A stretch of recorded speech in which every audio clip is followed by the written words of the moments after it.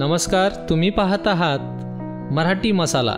काजळे डोळे आणि कुरुळे केस, प्रयागराजच्या कुंभमेळ्यात माळा विकणारी ही तरुणी एका फोटोमुळे देशभर व्हायरल झाली।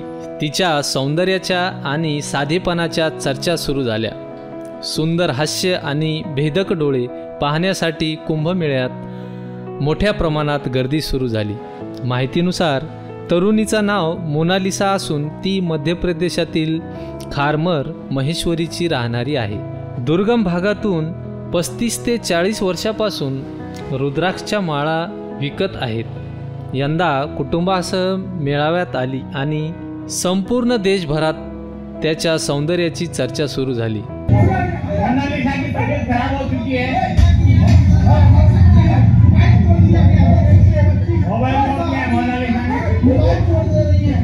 कितना दिन से आपने खेले में? मेरे को 2-3 दिन हुए। मैं पहली बार आई ये लोग आते हैं। अच्छा, आप पहली बार आई यहाँ पे? हाँ, मैं पहली बार। बिक रहा है कि नहीं बिक रहा है? अभी पहला तो चलूंगी वाह दे दो जब बिकेगा। अच्छा, मेला कब से चालू हो जाएगा? पता नहीं मुझे कब। अच्छा, मेला मार्च बताइए। मात्र याच प्रसिद्धीमुळे मोनालिसाला व्यवसाय करणे कठीण झाले।